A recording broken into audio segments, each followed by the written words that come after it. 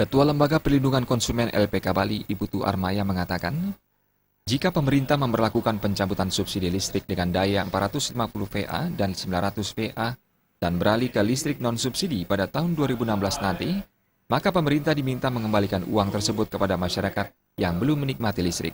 Meski demikian, pihaknya menyayangkan karena PLN sebenarnya tidak dianjurkan untuk memaksakan konsumen pengguna listrik berpindah daya secara sepihak. Yang kedua, masyarakat punya pilihan. Pilihan itu artinya sesuai dengan Undang-Undang Perlindungan Konsumen menyangkut masalah pilihan itu. Kalau selama ini dia memilih 450 sampai 900 itu adalah pilihan buat masyarakat, dan itu dijamin oleh undang-undang, hak untuk memilih barang dan jasa di sana.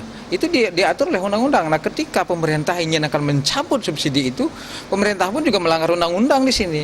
Jadi Undang-Undang Perlindungan Konsumen hak atas untuk memilih. Jadi kan berarti masyarakat kita akan dipaksa dari ukuran 450 dan ukuran yang 900 ini akan dipaksa beralih yang lebih besar lagi kan.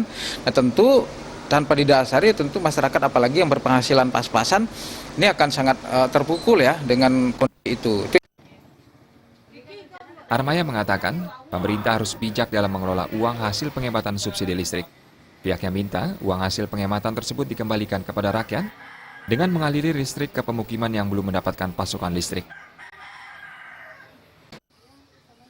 Rati Anggoro dan Winata, Bali TV.